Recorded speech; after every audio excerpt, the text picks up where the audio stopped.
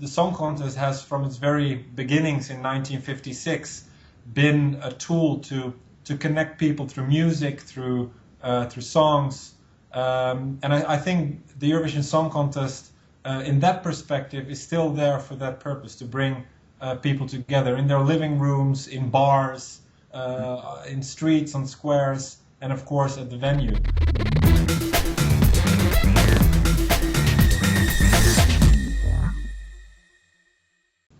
Something you told me last year or the year before that always stuck with me, there's all these different ways to vote and everyone argues over it, but the act that should win clearly should win always was the one to win. And I always had to buy off on that until last year. And last year there was this giant disconnect between the televote and the jury vote. So my first question is, who was right? Well, I think obviously they were right when you combine them.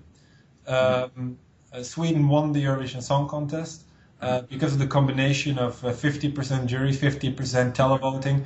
And that sounds like a very politically correct answer, but these were the rules of the game. And if you follow those rules, Sweden was clearly the winner. But obviously we also saw that there was this discrepancy, while in years before that there has been much more unity in what the jury and televoters decided. So this is definitely something we have on the radar, but it's not something we were concerned about. What we were more concerned about were situations like what happened in the UK a few years ago, when Poland got massive backing from the audience, which was not reflected in the actual scoring because there was a huge discrepancy between the televoting and the jury vote, and that makes people feel like their vote doesn't count. And that has never been the intention of this voting system. So that's why it was reconsidered, and that's why one of the reasons why we now have a different system, and we're very eager to find out how they will work out during the final. Yeah. Okay. So now you've got your new voting system, and the whole idea is it holds people in tension till the very end as it goes through. Yeah.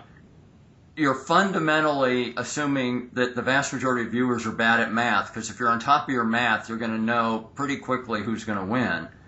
But on the flip side, do you figure most of the viewers are bad enough at math that they won't be realizing that it's a done deal before you finish getting through the televote announcement? Well, what you will end up with at the end of the announcement of the televoting points is that there will be 2 or 3 countries left. And a huge amount of points to give. And then you can make all sorts of assumptions, like, oh, probably they go there, probably go there. But you will never know for sure. And it's these last 2 or 3 countries that will get their points in the very final minutes of the grand final.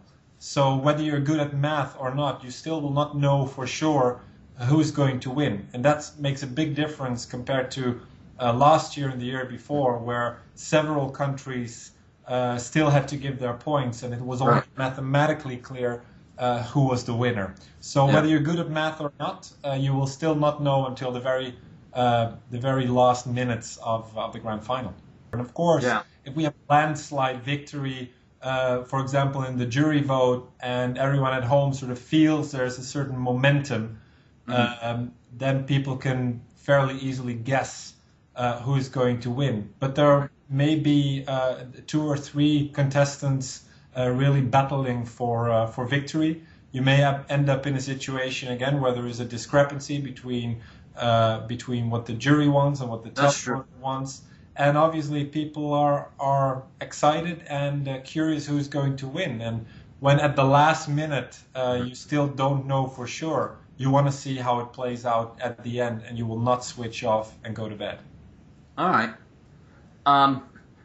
With the various political stuff that's, I won't say tearing the EU apart, but it's stressing the EU, let's put it that way.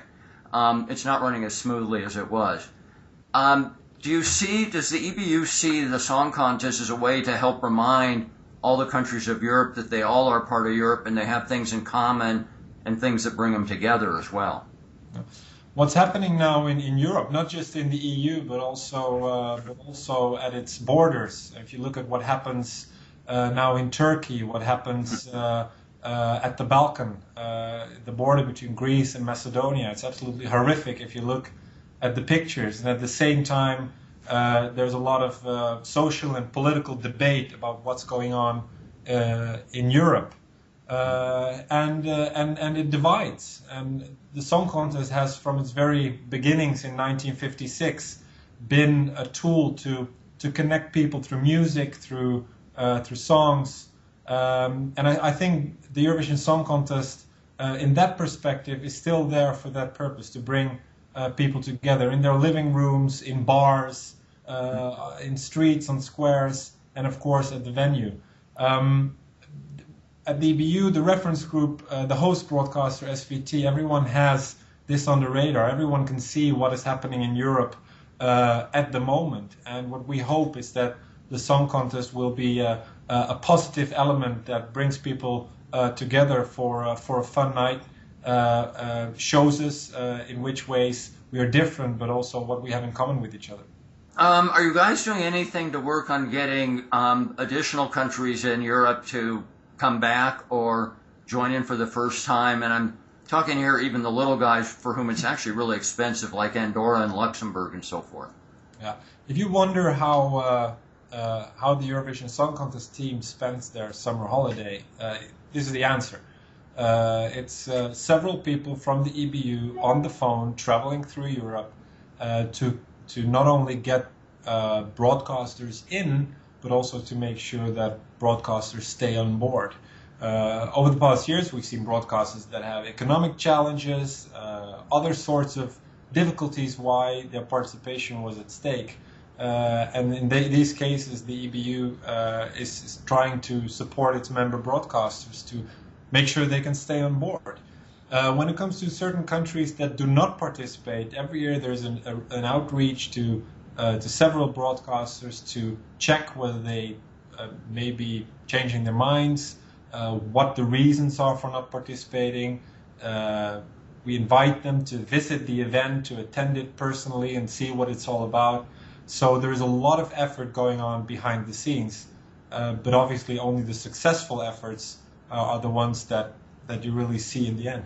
Yeah, is it generally a financial constraint, the cost that stops countries from participating?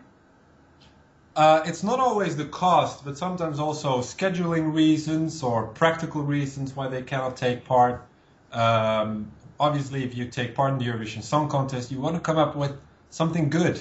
And sometimes it takes time to build the brand, get artists on board, get record companies to be excited about it. So it's not always financial, but also practical matter. So, like for a country as small as Andorra, they got to find out whether or not the 2 or 3 people in the country that can sing want to do it. Well, obviously, Andorra is a very small country. Yes, it costs money. Participation fee is relatively low for very small countries, but you have a delegation traveling, you have the technical expenses. Mm-hmm. You want to come up with something decent, and then there is always the sort of the risk of winning and then having to host the event. And as you may know, in the rules we have a clause that says if you participate, you run the chance of winning, and if you win, you have to host the event as well. So these are all considerations that small countries have to make, and also for big countries, these are important considerations when deciding whether they participate or not. Think of, for example, Turkey that hasn't been on board for several years. Mm-hmm. Which is a real pity. It would be great if they would one day come back.